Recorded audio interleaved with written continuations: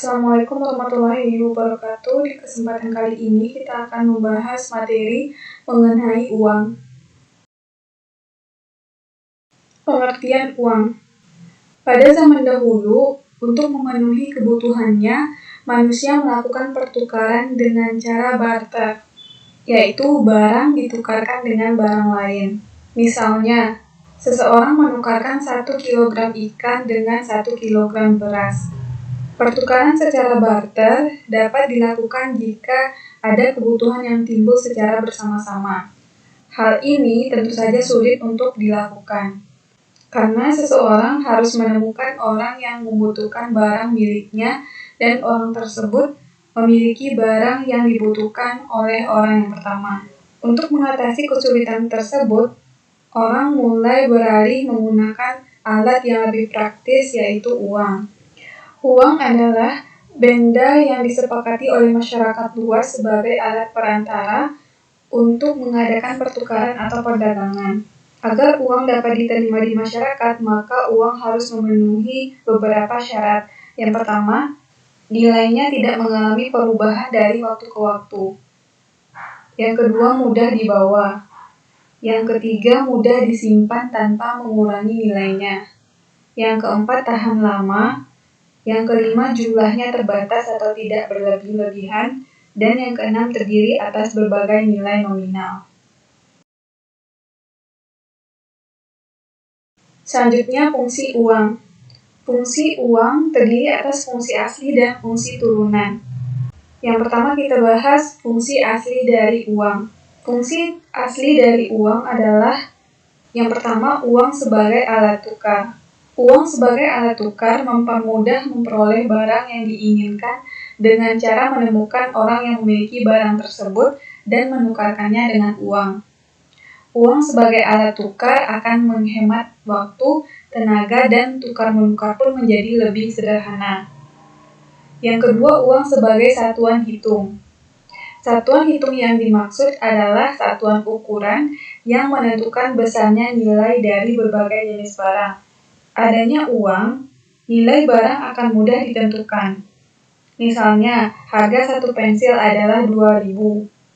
Masyarakat tidak perlu bersusah payah untuk membandingkan harga satu buah pensil dengan harga 1 kilogram beras. Yang kedua, fungsi turunan. Fungsi turunan dari uang yang pertama, uang sebagai alat pembayaran. Uang dibayarkan tanpa ditukar apapun secara langsung. Misalnya adalah pada saat kita membayar pajak atau membayar denda.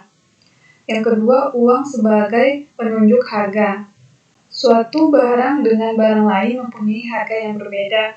Contohnya adalah harga 1 kg telur adalah 7.000, harga 1 kg jeruk adalah 5.000. Yang ketiga, uang sebagai alat pembayaran utang.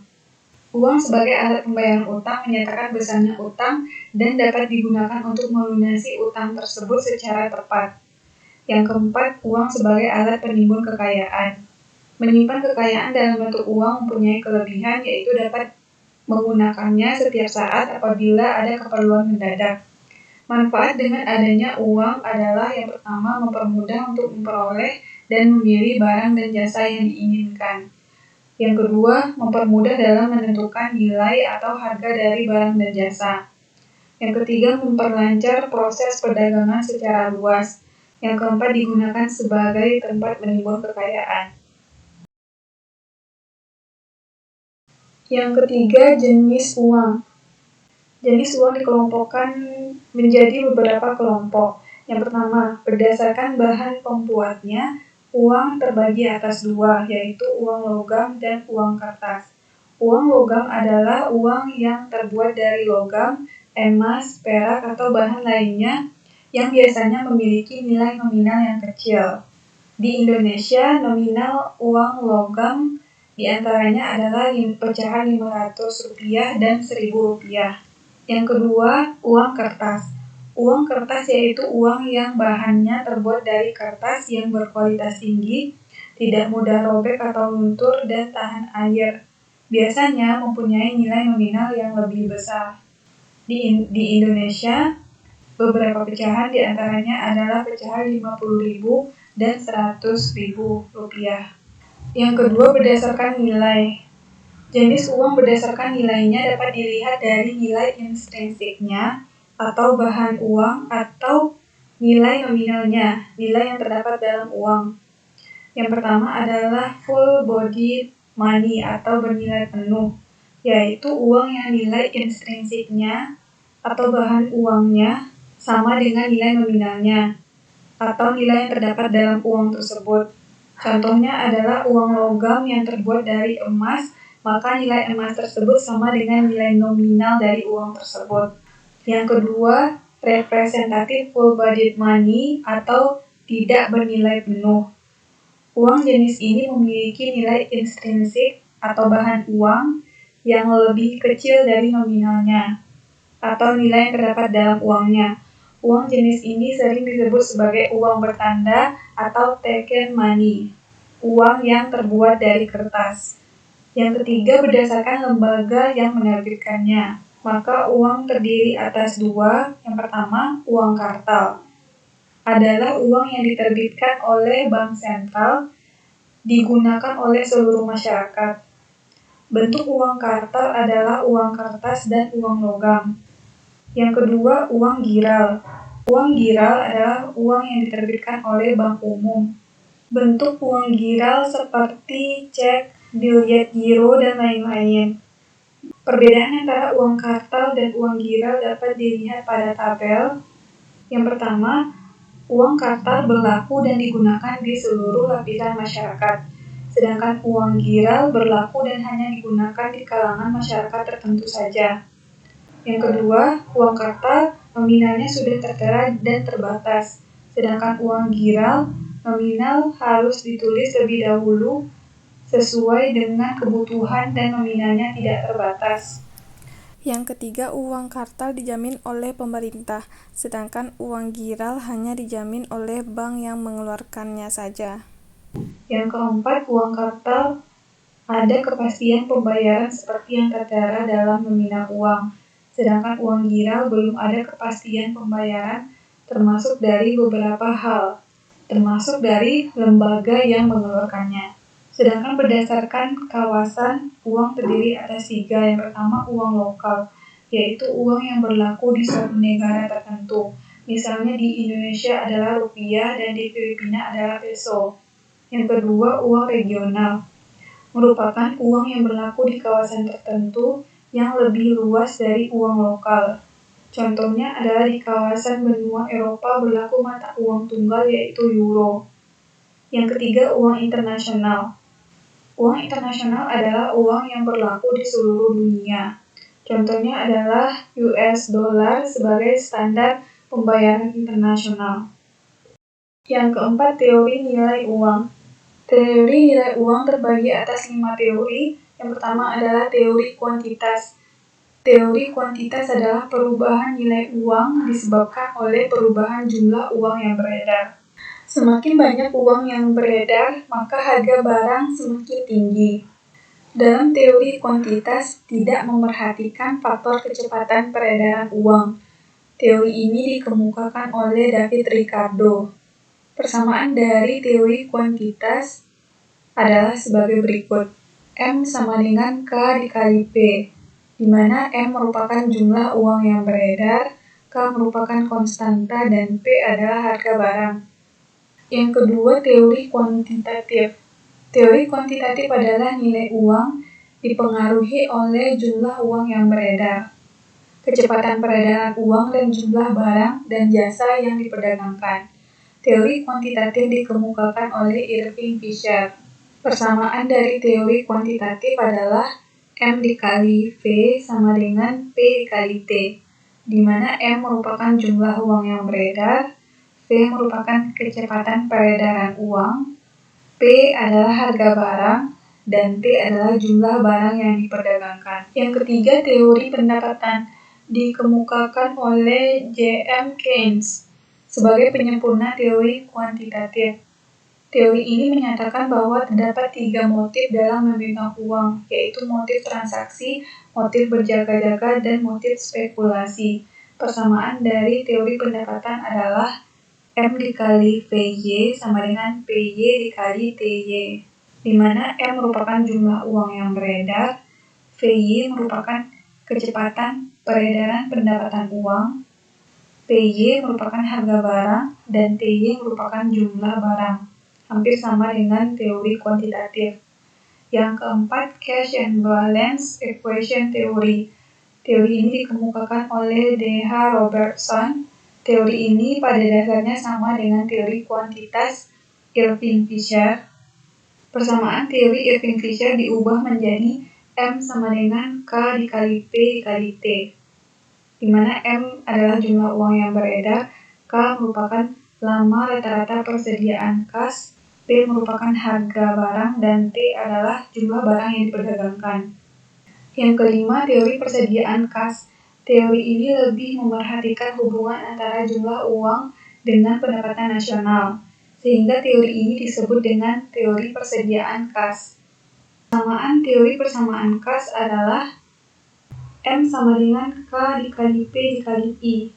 M adalah jumlah uang yang beredar, K adalah konstanta, P adalah harga barang, dan I adalah pendapatan. Teori persediaan kas dikemukakan oleh Alfred Marshall. Rumus Marshall ini merupakan persamaan yang mendekati kenyataan daripada persamaan Irving Fisher. Naiknya permintaan terhadap uang membawa pengaruh menurunnya pendapatan dan diikuti oleh turunnya harga barang. Yang kelima, permintaan dan penawaran uang. Permintaan uang adalah jumlah uang yang diinginkan setiap orang untuk melakukan transaksi. Permintaan uang ini dipengaruhi oleh 3 motif seperti yang dikemukakan oleh J.M. Keynes. Yang pertama adalah motif transaksi. Alasan seseorang memegang uang adalah karena uang dapat digunakan untuk melakukan segala bentuk transaksi untuk memenuhi kebutuhannya. Contohnya adalah setiap akan berangkat ke sekolah, kita meminta uang saku pada orang tua dan uang tersebut digunakan untuk membayar transportasi atau membeli jajanan. Yang kedua, motif berjaga-jaga. Selain untuk bertransaksi, alasan lain orang memegang uang adalah untuk menghadapi keadaan, kesusahan, atau masalah penting lainnya di masa yang akan datang. Untuk menghadapi keadaan tersebut, maka perlu menyisihkan sebagian uang untuk disimpan. Memegang uang untuk berjaga-jaga juga dapat digunakan untuk kesejahteraan diri atau keluarga menjadi lebih baik. Contohnya adalah menabung di bank untuk biaya melanjutkan sekolah di masa mendatang. Yang ketiga, motif spekulasi. Perusahaan dan rumah tangga memegang kekayaannya, sebagian dalam bentuk uang dan sebagian lainnya dalam bentuk surat-surat berharga. Surat-surat berharga tersebut bisa diperjualbelikan setiap saat, namun harganya tidak pasti. Dalam menggunakan uang untuk tujuan spekulasi, suku bunga atau dividen yang diperoleh dari pemilikan surat-surat berharga tersebut sangat penting dalam menentukan besarnya jumlah permintaan uang. Apabila suku bunga atau dividen surat-surat berharga tersebut berharga tinggi, masyarakat akan menggunakan uang untuk membeli surat-surat berharga tersebut.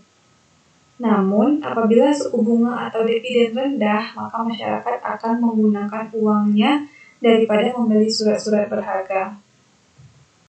Selanjutnya, kurva permintaan uang. Permintaan uang adalah jumlah uang yang dipegang oleh masyarakat untuk tujuan transaksi, berjaga-jaga, dan spekulasi seperti yang dijelaskan sebelumnya. Sedangkan kurva permintaan uang adalah kurva yang menunjukkan jumlah uang yang diminta dengan suku bunga. Permintaan uang berbanding terbalik dengan suku bunga yang berlaku, sehingga kurva permintaan uang memiliki kemiringan yang negatif, seperti kurva permintaan pada umumnya. Berikut pada kurva 10.1 dapat dilihat merupakan kurva permintaan uang, di mana pada sumbu horizontal adalah jumlah uang yang beredar, sedangkan sumbu vertikal adalah suku bunga real. Apabila terjadi penurunan suku bunga dari R1 ke R2, maka jumlah uang yang akan diminta akan meningkat dari M1 ke M2. Artinya, semakin rendah tingkat suku bunga, maka akan semakin banyak orang memegang uang untuk tujuan spekulasi. Sebaliknya, jika semakin tinggi suku bunga, maka keinginan orang untuk memegang uang semakin rendah. Selanjutnya, pergeseran kurva permintaan uang yang bisa dilihat pada kurva 10.2. Kurva permintaan uang dapat bergeser ke kanan atau ke kiri jika dipengaruhi oleh faktor lain selain suku bunga. Faktor lain tersebut misalnya adalah pendapatan nasional. Jika pendapatan nasional meningkat, maka kurva permintaan uang bergeser ke kanan dari MD1 ke MD2. Namun, jika pendapatan nasional turun, maka kurva permintaan uang akan bergeser ke kiri dari MD1 ke MD3. Selanjutnya adalah penawaran uang. Penawaran uang dalam arti sempit adalah uang dalam peredaran yang berbentuk uang kartal dan uang giral atau disebut juga dengan M1. Dalam arti luas, penawaran uang disebut juga dengan M2 yang terdiri atas uang kartal, uang giral, dan uang kuasi. Uang kuasi ini terdiri atas deposito berjangka, tabungan, rekening, dan valuta asing milik swasta domestik. Selanjutnya, kurva penawaran uang. Jumlah uang yang beredar ditentukan oleh pemerintah melalui bank sentral dan jumlahnya tetap dalam jangka pendek. Kurva penawaran uang berupa garis tegak lurus atau bersifat inelastis sempurna. Adanya perubahan suku bunga tidak mempengaruhi jumlah uang yang beredar, yang dapat dilihat pada kurva 10.3, yaitu kurva penawaran uang, di mana jumlah uang beredar tidak berubah atau tetap, walaupun suku bunga realnya berubah. Selanjutnya, pergeseran kurva penawaran uang. Kurva penawaran uang dapat bergeser ke kanan dan ke kiri karena dipengaruhi oleh faktor selain suku bunga. Faktor tersebut adalah pendapatan masyarakat, pengeluaran pemerintah, tingkat harga barang, dan tingkat kredit. Jika terjadi pergeseran kurva MSO atau money supply 0 ke money supply 1, maka penawaran uang akan bertambah. Jika kurva MSO bergeser ke MS2, maka jumlah uang yang beredar mengalami penurunan. Selanjutnya, faktor-faktor yang mempengaruhi penawaran uang. Yang pertama, tingkat suku bunga. Jika tingkat suku bunga terlalu tinggi, maka Bank Indonesia akan mengurangi jumlah uang yang beredar sehingga tingkat bunga menjadi turun. Hal ini akan menarik orang untuk menyimpan uangnya di bank. Yang kedua, inflasi. Inflasi yang tinggi akan mempengaruhi perekonomian masyarakat karena daya beli masyarakat menjadi rendah. Daya beli yang rendah ini mengakibatkan masyarakat tidak dapat membeli barang-barang kebutuhannya, dan hal ini akan berakibat pada peredaran uang yang semakin cepat. Yang ketiga, pendapatan. Jika pendapatan masyarakat semakin tinggi, semakin besar pula jumlah uang yang beredar. Sebaliknya, pendapatan masyarakat yang rendah akan mempengaruhi pendapatan nasional yang juga ikut rendah, sehingga jumlah uang yang beredar menjadi kecil. Yang keempat, kekayaan masyarakat.